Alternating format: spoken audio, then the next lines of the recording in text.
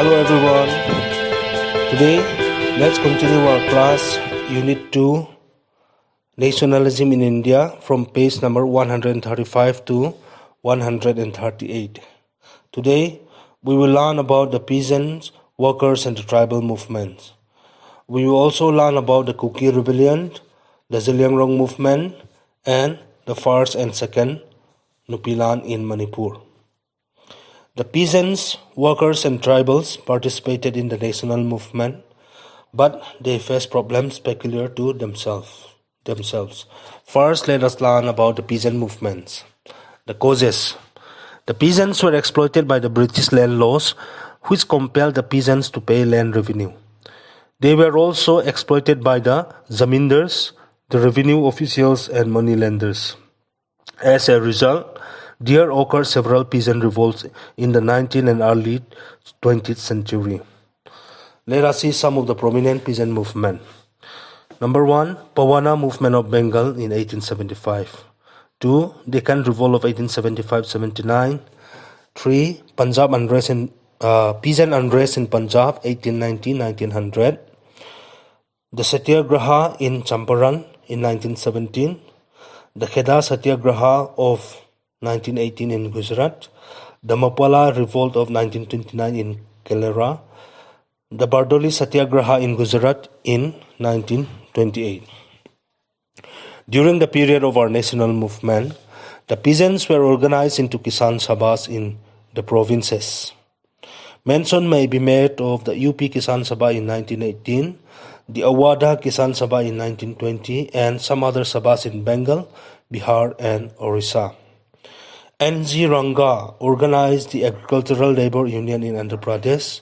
He also organized the Andhra Province Rayat Association. The first All India Kisan Congress was established in Lucknow in 1936. From this year onwards, All India Kisan Day was celebrated on 1st September every year. Now the workers. The workers were also organized into trade unions. The All India Trade Union Congress, which was established in 1921, became the umbrella organization for involving the workers in the national movement. Next, we move on to the tribal movements, the causes. The British policies disturbed the traditional system of the tribals. The tribal land system was marked by the community ownership of land and the absence of the landlords. But the British changed the land system of the tribes. They created the class of zamindars in tribal areas. The British rule also introduced market economy among the tribes. Thus, it created a class of traders, moneylenders, agitators, and government officials who exploited the tribals. The forest policy of the British also deprived the tribals of their customary rights in the forests. Due to this, famines also occurred frequently in the tribal areas. As a result, the tribals reacted to the exploitation and oppression in the form of revolts and movements. Their agitation against the British and outsiders could be called anti-colonial. Their movement had social and religious overtones. Their movements were merged with the national movement, particularly the No Tax campaign. Let us see some of the major tribal movements in India. They are the Santhal Revolt of 1855, the Bokta Rising of 1854-95, and the Birsa Munda Revolt of 1895-1901. The tribals of the Northeast India also resisted the British colonial rule. They resisted the British encroachment on their lands. Mention may be made of the KHASI rebellion under U. Tirot Singh. At the same time, the Zenties also revolted in Meghalaya. The Nagas fought against the British who conquered their land. Manipur and some parts of Nagaland and Mizoram also see tribal uprising during the British rule. In the hilly areas of Manipur, mention may be made of two tribal revolts. One, the KUKI rebellion. The KUKI rose into rebellion in 1917-1919 for their independence. The KUKI rebellion was suppressed after a serious punitive expedition. Tintong was the most valiant of the KUKI tenders. The other tribal movement in the hill areas of Manipur is the Zeliangrong movement. The Zeliangrong people of Manipur revolted against the British under the leadership of Jadonang. He raised an uprising which was described by the British as the Naga Raj movement. After the execution of Jadonang in 1931, his disciple Rani Gaidin Liu took up the leadership of the revolt. In 1932, she was arrested and imprisoned for life. Pandit Jawaharlal Nehru, the first Prime Minister of India, came to know about the exploits of Gaidin Liu. He called her the Rani. She was released at the intervention of Jawaharlal Nehru when India became independent in 1947. She died in the year 1993. Let us see other popular movements in Manipur. Apart from the tribal movements in the hilly areas of Manipur, there were several popular movements in the valley of Manipur. Mention may be made of the two women agitation which were popularly known as the Nupilan or Women's War. Let's see the First Nupilan. The First Nupilan or women agitation occurred in 1904. It was against the reimposition of the Lalup system, which was a service to be rendered by the people to the state.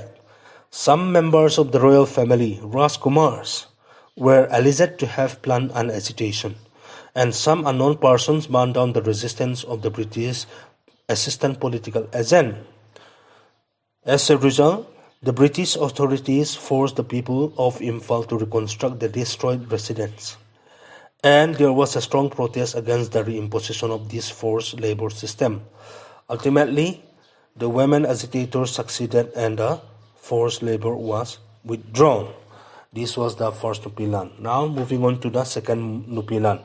Let us see a brief background of the Second Nupilan. The Second Nupilan is also known as the Great Women Agitation or the Great Nupilan. It occurred in December 1939. The year 1939 was a year of bad harvest in Manipur. The price of paddy rose up. However, the government of Manipur was exporting rice to the neighboring province of Assam, and the government gave monopoly of milling the paddy to some Marwari merchants of Imphal. This enraged the people of Manipur. So, as a result, on 12 December 1939, the market women of the historic women market of Khwaeramban, they protested. They forced the political agent to stop the rice export. However, the political agent pleaded that he don't have the power to issue the stoppage of the rice export in the absence of the Maharaja Sir Churachan Singh, who was in Bengal at the time. The market women surrounded the telegraph office where the assistant political agent was trying to contact the Maharaja and obtain permission from him. The troops of the 4th Battalion Assam Rifles rushed to the telegraph office to rescue the official. Several women who were peacefully gathered at the telegraph office were beaten up and many got bayonet wounds. This incident aggravated the whole situation. Women folk boycotted the Khwaeramban Bazaar for 1 year. Though the export of rice was banned by the Maharaja, the attitudes of the colonial officers were very hostile. In the meantime, Hizam Irawat Singh, the president of the Akhil Manipuri Mahasabha, joined the agitation. He converted the agitation into the movement for the introduction of democratic reforms in Manipur. But the colonial government refused to concede to the demand of the people. Instead, they arrested Hizam Irawat Singh and sentenced him to imprisonment in Silhet jail. The movement died down gradually, but the spirit of defiance against the British by the women of Manipur under the inspiring leadership of Irawat Singh remained. Due to the coming of the Second World War, no agitation could be taken up in Manipur.